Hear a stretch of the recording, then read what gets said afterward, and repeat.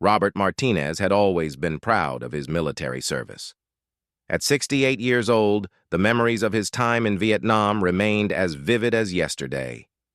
The jungle heat, the brotherhood forged in foxholes, the weight of responsibility that came with wearing the uniform of the United States Marine Corps.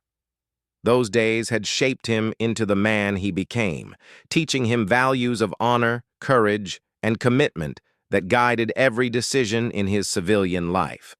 For 43 years after returning from Southeast Asia, Robert had maintained a quiet dignity about his service.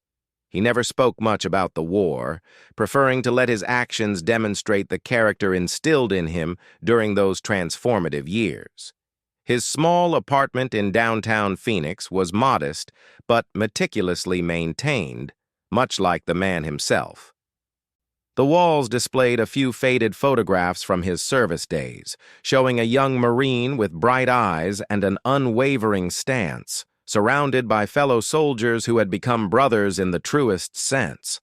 Robert's financial situation had grown increasingly difficult over the years. His pension provided just enough to cover basic necessities, leaving little room for luxuries or even simple pleasures. The medications he needed for his service-related injuries consumed a significant portion of his monthly income, and the rising cost of living in Phoenix had pushed him to make difficult choices between heating and eating more often than he cared to admit. Despite these challenges, Robert maintained his daily routine with military precision. Each morning at 0600 hours he would rise, make his bed with corners so tight a quarter would bounce off them, and prepare for his day. His breakfast was simple but adequate, and after completing his morning exercises, adapted to accommodate his aging body and old war injuries, he would dress carefully in his Marine uniform. The uniform itself had seen better days. The fabric, once a crisp olive green, had faded to a pale sage color after decades of careful washing and wear. The brass buttons, though polished regularly with the devotion of a true Marine, showed signs of tarnish that no amount of effort could completely eliminate. Small tears had been mended with thread that didn't quite match the original color, creating a patchwork of memories sewn into the very fabric of his identity. Every Tuesday and Thursday, Robert would put on this uniform and make his way to the Veterans Affairs office downtown. The building served multiple purposes for the veteran community, housing not only administrative services, but also serving as a gathering place for men and women who had served their country in various conflicts. For Robert, these visits served a dual purpose, managing his healthcare needs and maintaining connection with others who understood the unique challenges faced by those who had worn the uniform. The walk from his apartment to the VA office was approximately 2 miles, a distance that Robert covered on foot regardless of weather conditions. His gait showed the effects of age and old injuries, but his posture remained straight, his stride purposeful. He carried himself with the bearing of a man who had served with distinction, even as his body showed the inevitable signs of time's passage. On this particular Tuesday morning in October, the Arizona sun was already climbing toward what promised to be another scorching day. Robert had completed his usual morning routine and stood before his small mirror, adjusting his uniform jacket and ensuring that every visible element met the standards he had maintained for nearly 5 decades. The reflection looking back at him showed a man who had lived through extraordinary times, whose weathered face told stories of service and sacrifice. As he walked through the downtown streets, Robert noticed the usual mix of morning commuters, early shoppers, and other residents going about their daily business. Phoenix had changed dramatically since he first arrived there in the 1980s, growing from a modest desert city into a sprawling metropolitan area. The downtown core now featured gleaming office buildings, upscale restaurants, and trendy shops that catered to a younger, more affluent demographic than the neighborhoods where Robert had always lived. The contrast between his surroundings and his circumstances wasn't lost on him. As he passed storefront windows displaying expensive clothing and luxury items, Robert was acutely aware of his own appearance. His uniform, though clean and pressed to the best of his ability, stood in stark contrast to the polished contemporary world around him. Yet he walked with dignity, understanding that the value of his service couldn't be measured in material terms.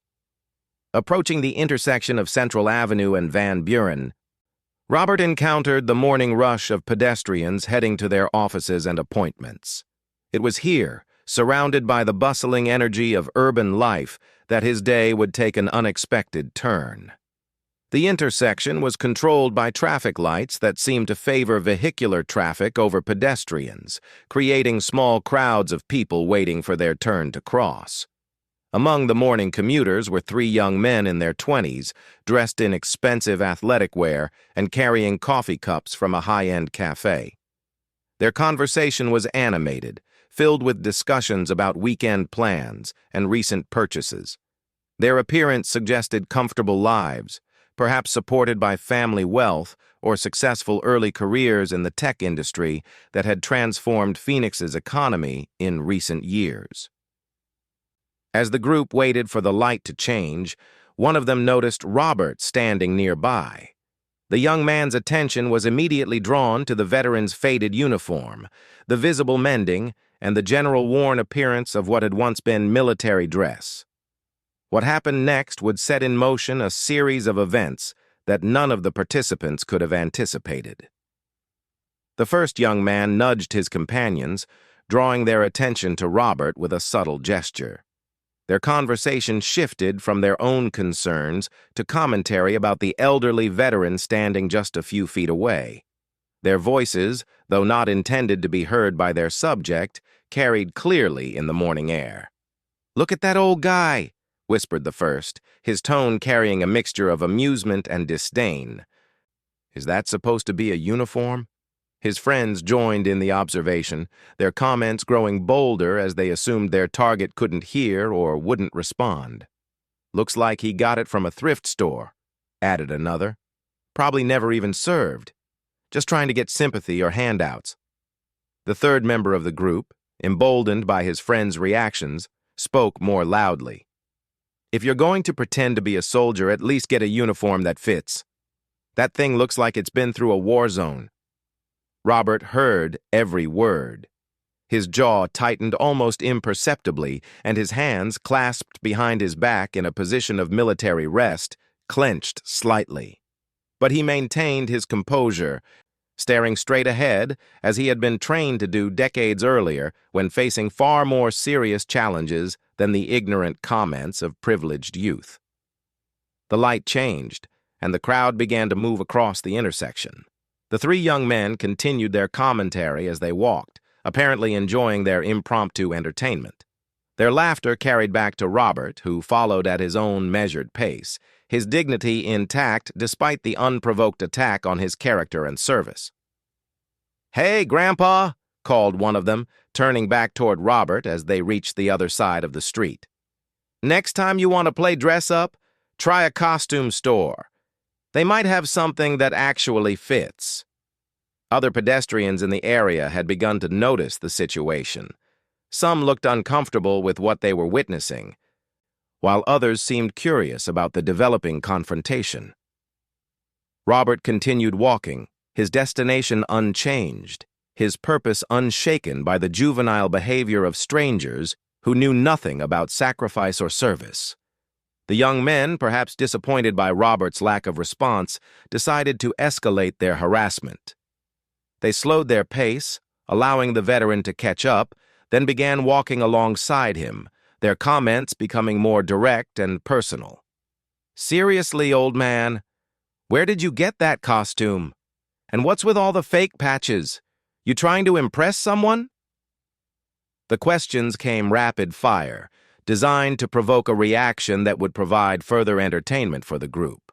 Robert's military training had prepared him for many things, including maintaining discipline under pressure. He had faced enemy fire, witnessed the death of friends, and endured hardships that these young men couldn't begin to imagine. Their words were painful, not because they threatened his physical safety, but because they demonstrated a complete lack of respect for the institution he had served with honor. As they continued down the street, other morning commuters began to take notice of the situation unfolding before them. The harassment was becoming impossible to ignore, and several people pulled out their phones, though whether to document the incident or call for help wasn't immediately clear. Robert continued toward his destination, hoping the situation would resolve itself without further escalation. The VA office was still 6 blocks away, and Robert realized he would have to endure this treatment for the entire remaining distance unless something changed. He considered altering his route or seeking refuge in a nearby business, but his pride wouldn't allow him to deviate from his planned path. He had faced worse situations and survived. He would endure this as well. The young men seemed energized by the attention their behavior was attracting. Passers-by were stopping to watch, some clearly disapproving of what they were seeing, but uncertain about how to intervene. The situation was creating a scene that none of the participants had anticipated when their morning began. "I bet he never even left the country," continued one of the harassers. "Probably sat behind a desk somewhere pushing papers, and now he wants everyone to think he's some kind of hero." These words struck particularly deep, as Robert's service record included 2 tours in Vietnam, multiple combat decorations, and experiences that had fundamentally changed him as a human being. But he maintained his silence, knowing that engaging with his tormentors would only escalate the situation and potentially create more problems than it solved. The street they were walking down was lined with small businesses, coffee shops, and office buildings. Workers in these establishments had begun to notice the commotion outside their windows. Some came to doorways to observe, while others remained inside but watched through glass storefronts.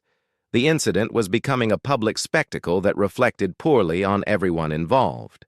As they approached the 4th block of this unwanted journey, Robert began to hope that his harassers would grow bored and move on to their intended destinations. Instead, they seemed to be gaining momentum, their comments becoming more creative and more cruel with each passing minute. "Maybe we should call someone," suggested one of them mockingly. "This guy might be having some kind of breakdown, walking around in his Halloween costume in broad daylight." The suggestion drew laughter from his companions, who began to elaborate on the theme. They speculated about Robert's mental state, his living situation, and his motivations for wearing what they continued to characterize as a costume rather than a legitimate military uniform. Robert's breathing remained steady, his pace unchanged. He had learned long ago that responding to provocation often led to escalation, and escalation rarely ended well for anyone involved. His goal was simple: reach the VA office, conduct his business, and return home with his dignity intact. But as they continued down the street, it became clear that this situation was far from over. The young men showed no signs of losing interest, and their behavior was attracting more attention with each passing moment. What had begun as a simple walk to a routine appointment was transforming into something entirely different, something that would soon involve far more people than anyone could have predicted. Among the growing crowd of observers was Maria Santos, a local news reporter who had stopped for coffee on her way to cover a routine city council meeting. Maria had built her reputation on stories that mattered to the community, often focusing on issues affecting veterans, seniors, and other underserved populations. As she watched the harassment unfold, her professional instincts kicked in, but more importantly, her sense of basic human decency was outraged by what she was witnessing. Maria quickly pulled out her phone and began recording the incident. She had covered enough veteran-related stories to recognize authentic military bearing when she saw it, and everything about Robert's posture, movements, and response to the harassment screamed genuine military training. The way he held himself despite the provocation, the precision of his movements, and his disciplined silence all spoke to years of military conditioning that couldn't be faked. As she recorded, Maria began to notice other details about Robert that the young harassers had clearly missed. His shoes, though old, were polished to a mirror shine. The creases in his uniform pants were razor-sharp, despite the faded fabric. His hair was cut in a style that maintained military standards even in civilian life. These were not the characteristics of someone wearing a costume or seeking attention through false claims of service. The three young men, now fully committed to their cruel entertainment, had begun to attract the attention of other pedestrians who were far less amused by their behavior. An elderly woman stopped and stared at them with obvious disapproval. A businessman in an expensive suit slowed his pace to observe the situation, his expression growing increasingly angry as he realized what was happening. "You should be ashamed of yourselves," the elderly woman finally called out to the harassers. "That man served our country. You have no idea what he's been through." Her intervention seemed to surprise the young men, who apparently hadn't expected any pushback from bystanders. For a moment, their momentum faltered as they processed this unexpected development, but rather than retreat, they doubled down on their behavior, perhaps feeling the need to justify their actions in front of the growing audience. "Oh, come on, lady," responded one of them dismissively. "Look at him. If he really served, don't you think he'd have a uniform that wasn't falling apart? Real veterans get benefits. They don't have to walk around looking like homeless people." The comment revealed the depth of their ignorance about the challenges facing many veterans, particularly those from earlier conflicts who had returned to a country that wasn't always prepared to care for them properly. Robert's situation was unfortunately common among his generation of veterans, many of whom struggled with inadequate benefits, service-connected health issues, and the long-term effects of military service in wartime. Maria continued recording while simultaneously researching veterans' issues on her phone. She wanted to be prepared to tell this story properly, with context that would help viewers understand the broader implications of what they were witnessing. As a reporter, she knew that individual incidents often reflected larger systemic issues, and this confrontation was highlighting several problems that deserved public attention. The businessman who had been observing the situation finally stepped forward. James Richardson was a successful attorney whose own father had served in Korea, and he couldn't stomach watching the harassment continue without intervention. His approach was direct and authoritative, the bearing of someone accustomed to commanding respect in professional settings. "Gentlemen, I think you've had your fun," he said firmly, positioning himself between the young men and Robert. "It's time for you to move along and let this man go about his business in peace." The interruption created a momentary standoff. The three harassers found themselves facing not only the continued disapproval of bystanders, but now direct confrontation from someone who clearly wouldn't be intimidated by their behavior. They looked at each other uncertainly, perhaps beginning to realize that their morning entertainment might have consequences they hadn't anticipated. Robert, meanwhile, continued walking toward his destination, grateful for the intervention, but unwilling to acknowledge it in a way that might escalate the situation further. He had learned during his military service that sometimes the best response to a difficult situation was to maintain course and let others handle the peripheral issues while focusing on the primary objective. "We're not doing anything illegal," protested one of the young men to James Richardson. "It's a free country. We can say whatever we want." "You're right," replied the attorney calmly. "It is a free country.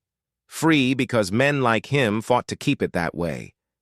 And yes, you can say whatever you want, but that doesn't mean you should. What you're doing is harassment, and it reflects poorly on your character and your upbringing." The exchange was drawing more attention from passers-by, who were beginning to cluster around the confrontation. Several people had their phones out, recording the incident from multiple angles. The situation was evolving beyond a simple case of public harassment into a community event that would have lasting consequences for everyone involved.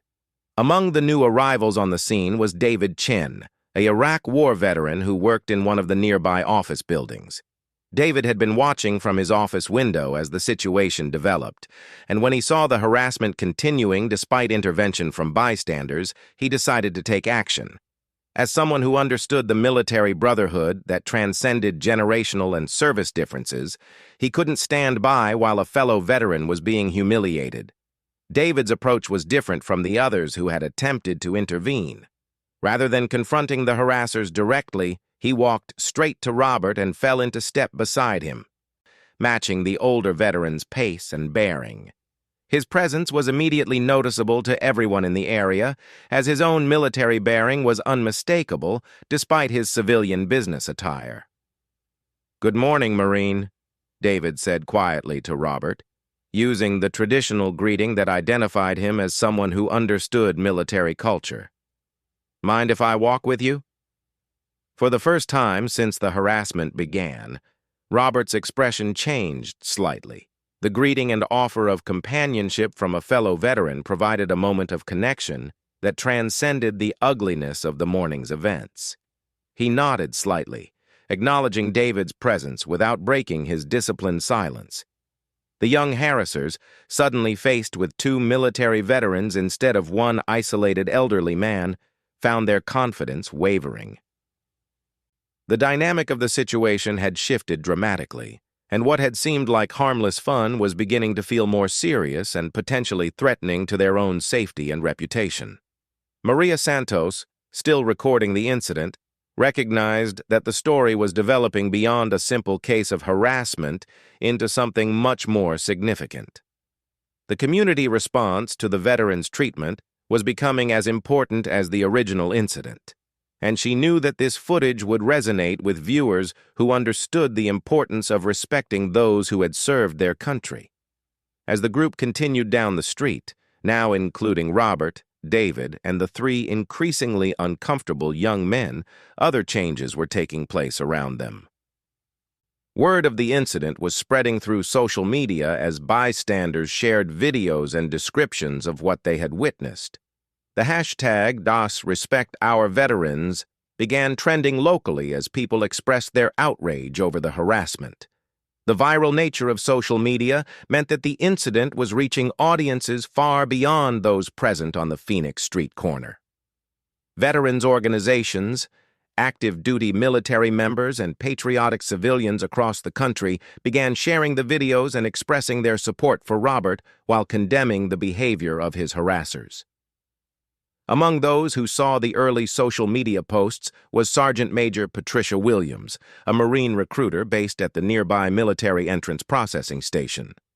As a career Marine and someone deeply committed to the values and traditions of the Corps, Patricia was particularly incensed by the disrespect shown to a fellow Marine. She immediately began making phone calls to other Marines in the area, organizing what would become a swift and decisive response. The Marines that Patricia contacted included both active duty personnel stationed at local bases and veterans living throughout the Phoenix metropolitan area. The military community in Arizona was extensive, including multiple bases, training facilities, and a large population of retired service members who had chosen to remain in the area after their military careers ended. Within 30 minutes of Patricia's first phone call, a network of Marines throughout the region was mobilizing. Some were calling in favors from work to leave early, others were changing out of civilian clothes into their dress uniforms. And all were converging on downtown Phoenix with a single purpose: to show proper respect for a fellow Marine who had been dishonored by civilians who didn't understand the significance of what they had done. Meanwhile, back on the street, the confrontation was reaching a turning point. The three young harassers, now vastly outnumbered by supporters of the veteran and facing potential consequences they hadn't anticipated, began to reconsider their actions. The fun had gone out of their harassment as more people intervened and the situation spiraled beyond their control. James Richardson, the attorney who had first confronted them, was now engaged in a serious conversation about the legal implications of their behavior. While harassment in public spaces might not always constitute a crime, the documented nature of their actions and the growing public outcry meant that they could face significant social and professional consequences regardless of any legal proceedings. I strongly suggest you gentlemen consider apologizing and removing yourselves from this situation, Richardson advised them seriously. This incident is being recorded and shared widely on social media. Your behavior today could follow you for years to come. The weight of his words was beginning to sink in as the young men realized that their morning's entertainment might have lasting consequences for their reputations, career prospects, and personal relationships.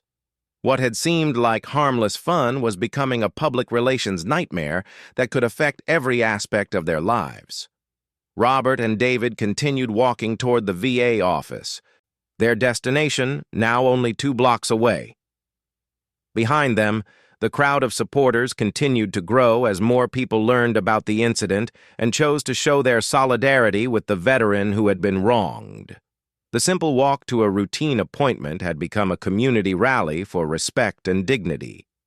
As they walked, David engaged Robert in quiet conversation, learning about his service record and current circumstances. The Iraq veteran was struck by the similarities between Robert's experiences and those of veterans from his own generation. Despite serving in different conflicts separated by decades, both men had faced similar challenges in transitioning to civilian life and dealing with the long-term effects of their military service. 2 tours in Vietnam, Robert finally spoke, his first words since the harassment began. 127 days in combat, lost good friends over there, came home to people spitting on us and calling us baby killers. Guess some things never change. David nodded, understanding the pain behind those simple statements. The reception that Vietnam veterans received upon their return was a national shame that had influenced how later generations of veterans were treated. But clearly not everyone had learned the lessons of that historical injustice. Things are different now, David assured him. Or at least they're supposed to be. What happened back there isn't representative of how most people feel about veterans today. As they approached the VA office, both men could see that something unusual was happening in the area around the building. Military vehicles were arriving, and personnel in various uniforms were gathering in what appeared to be an organized formation. The sight was unexpected and initially confusing to both veterans, who had no knowledge of any planned ceremony or event. The reality was that Sergeant Major Williams and her network of Marines had accomplished something remarkable in a very short period of time. They had not only mobilized dozens of Marines from throughout the region, but had also secured official support for their mission from local commanders who were equally outraged by the treatment of their fellow Marine. As Robert and David drew closer to the building, they could see Marines in dress blue uniforms forming up in precise ranks.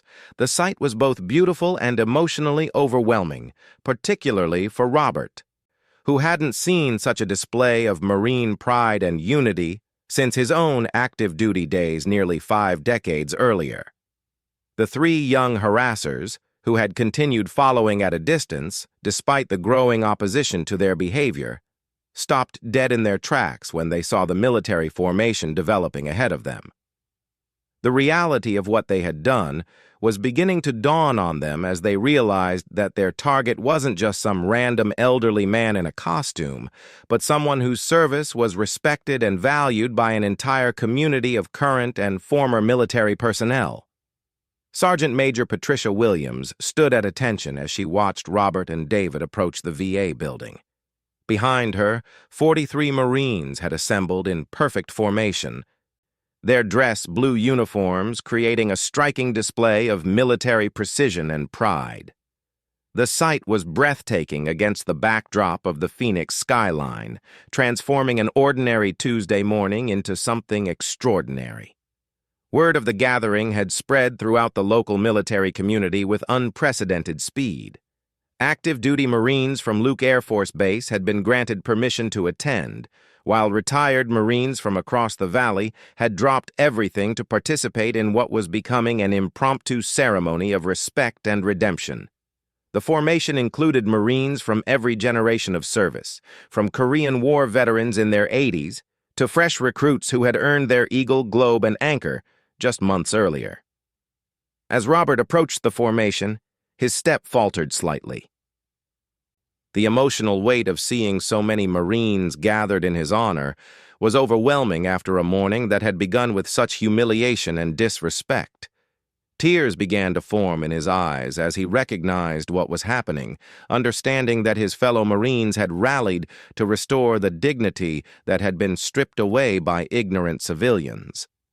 Sergeant Major Williams stepped forward and approached Robert with the bearing and precision that exemplified the Marine Corps at its finest. Her uniform was immaculate, every ribbon and decoration positioned with mathematical precision, her bearing reflecting decades of dedicated service to Corps and country. When she reached Robert, she came to attention and rendered a perfect military salute. "Semper Fi, Marine," she said in a voice that carried across the entire area. "Welcome home, brother." Robert's military training kicked in automatically. Despite his age, despite his emotional state, despite the morning's trauma, he straightened his shoulders and returned the salute with the precision that had been drilled into him during recruit training at Paris Island more than 50 years earlier. The exchange was witnessed by hundreds of people who had gathered to observe what was becoming a community event of unprecedented significance. The three young men who had initiated the morning's harassment stood frozen at the edge of the crowd, the reality of their actions finally becoming clear. They were witnessing a ceremony of respect and honor for someone they had ridiculed and humiliated just minutes earlier. The contrast between their behavior and the reverence being shown by the military community was stark and undeniable. David Chen, the Iraq veteran who had walked with Robert, stepped aside as the ceremony began to unfold. He understood that what was happening transcended individual intervention and had become something larger and more significant. The Marine Corps was reclaiming one of their own, restoring dignity that had been damaged, and sending a clear message about how veterans should be treated in American society. Sergeant Major Williams turned to address the formation of Marines behind her. "Marines, we are here today to honor one of our brothers who served with distinction in Vietnam. Gunnery Sergeant Robert Martinez, United States Marine Corps, served 2 tours in Southeast Asia and came home to continue serving his community with the same honor and commitment he showed in combat." The announcement revealed details about Robert's service that the young harassers had never bothered to learn. His rank and decoration spoke to a military career marked by leadership and courage, qualities that were invisible to civilians who judged only by appearances and made assumptions based on ignorance. Maria Santos, the reporter who had been documenting the incident from the beginning, was now recording something unprecedented. Her initial story about harassment had evolved into a powerful demonstration of military brotherhood and community support for veterans. She knew that this footage would resonate far beyond Phoenix, touching hearts across the nation and potentially changing how people thought about veteran issues. The formation of Marines began a slow march past Robert, each one stopping to render an individual salute to their fellow Marine. The ceremony was impromptu and informal, but every bit as meaningful as the most elaborate military funeral or retirement ceremony. Each salute represented recognition of Robert's service and sacrifice, acknowledgement of his continued dignity despite the morning's events, and affirmation that no Marine stands alone. As the salutes continued, other veterans began to emerge from the crowd of onlookers. Army veterans, Navy veterans, Air Force veterans, and civilians who had been touched by military service began to approach Robert and thank him for his service. What had started as a Marine Corps response was becoming a broader community demonstration of support for all veterans. The young harassers watched in growing horror as they realized the magnitude of their mistake. They had not merely insulted an elderly man in worn clothing. They had disrespected a decorated combat veteran whose service was revered by everyone who understood its significance. The social media coverage of their behavior was continuing to spread, and they were beginning to face consequences they had never anticipated. James Richardson, the attorney who had confronted them earlier, approached the three young men with a serious expression. "Gentlemen, I think you now understand the gravity of your actions this morning. That man you were harassing is a genuine American hero who put his life on the line for your freedom to act like fools. I strongly suggest you consider how you want to proceed from here." The implications of his words were clear. The young men could continue to face the growing public backlash for their behavior, or they could attempt to make amends for what they had done. Either choice would have consequences, but one path offered the possibility of redemption, while the other led only to continued shame and social ostracism. Robert stood at the center of the ceremony, overwhelmed by the outpouring of support and respect. The contrast between the morning's humiliation and the current demonstration of honor was almost too much to process emotionally.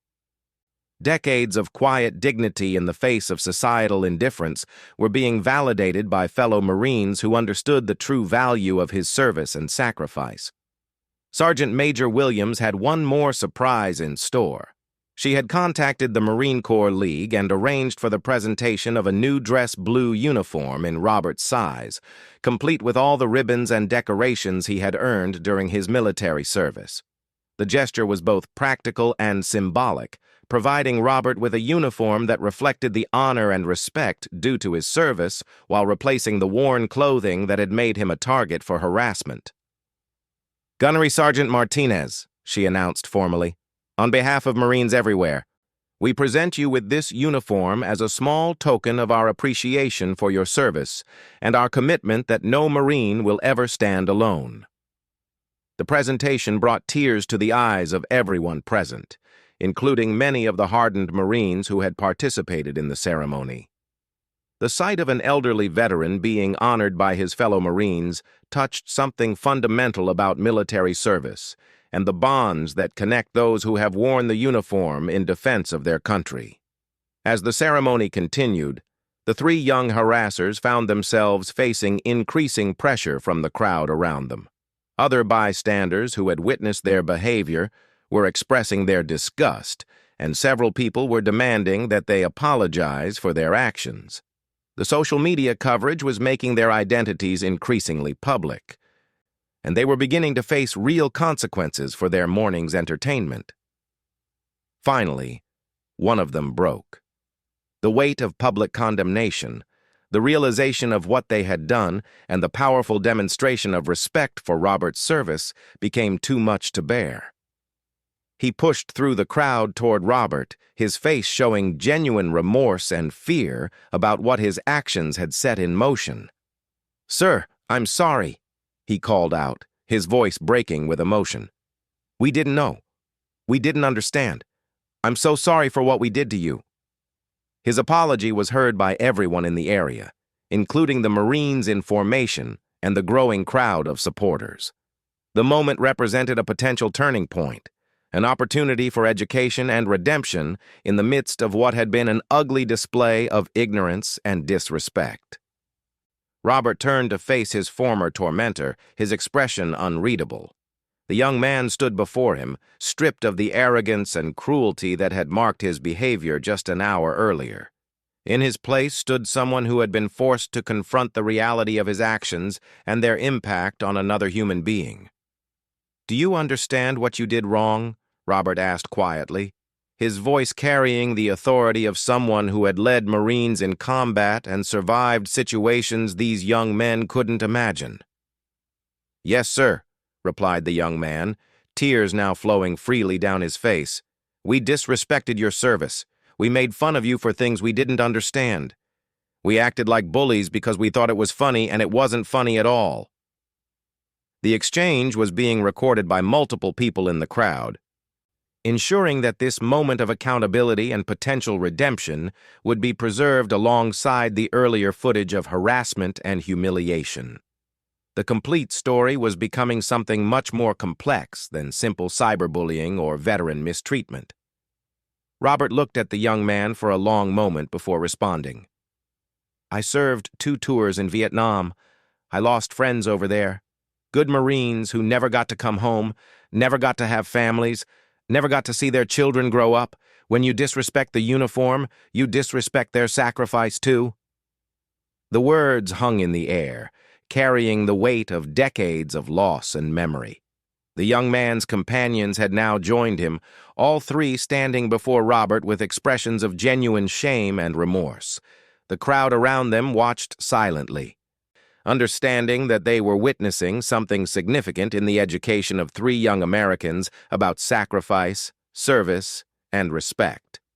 Sergeant Major Williams stepped forward, sensing an opportunity for teachable moment that could transform this incident from tragedy into triumph. Marines, our Corps teaches us about honor, courage, and commitment, but it also teaches us about forgiveness and second chances. These young men have apologized for their actions. The question now is what they do next. Her words created space for redemption while maintaining the seriousness of what had occurred. The Marine Corps had always been about transformation, taking civilians and molding them into something better, and perhaps these young men could undergo their own transformation through this experience. Over the following weeks, the incident continued to reverberate throughout the Phoenix community and beyond. The video footage shared by Maria Santos had been viewed millions of times across various social media platforms, sparking conversations about veteran treatment, respect for military service, and the power of community action to address injustice. The three young men who had initiated the harassment faced significant consequences for their actions. Their employers, universities, and social circles all became aware of their behavior, leading to job losses, academic disciplinary action, and social ostracism. However, they also received opportunities for redemption through community service with veterans organizations, education about military history and sacrifice, and mentorship from veterans who were willing to help them understand the significance of what they had done wrong. Robert Martinez became an unexpected celebrity in veterans circles, receiving invitations to speak at military events, parade grand marshal appointments, and honorary recognitions from veterans organizations across the country. More importantly, he received the new uniform presented by his fellow Marines, medical care coordination through the VA system, and financial support from veterans organizations that helped address some of the economic challenges that had made his life difficult. The incident also sparked broader conversations about veteran support systems, the challenges facing aging veterans from earlier conflicts, and the responsibility of communities to care for those who have served. Several new programs were launched in Phoenix to address veteran homelessness, provide uniform and clothing assistance for veterans attending official functions, and create mentorship opportunities between younger and older generations of military veterans. The ceremony at the VA building became an annual event, with Marines gathering each year to honor Robert and other Vietnam veterans who had not received proper recognition upon their return from service. The event grew to include veterans from all branches of service and all generations, creating a community celebration of military service and sacrifice that helped heal some of the wounds left by earlier societal indifference to veteran issues. For Robert himself, the most significant change was the restoration of dignity and respect that had been damaged by decades of financial struggle and societal indifference. The ceremony had reminded him, and everyone who witnessed it, that his service mattered, that his sacrifices were valued, and that he would never again stand alone in facing the challenges of aging and poverty as a veteran. The young men who had harassed him eventually completed their community service and educational requirements, emerging as advocates for veteran support and education about military service. Their transformation from ignorant harassers to informed advocates demonstrated the potential for growth and change when people are held accountable for their actions and given opportunities to make amends.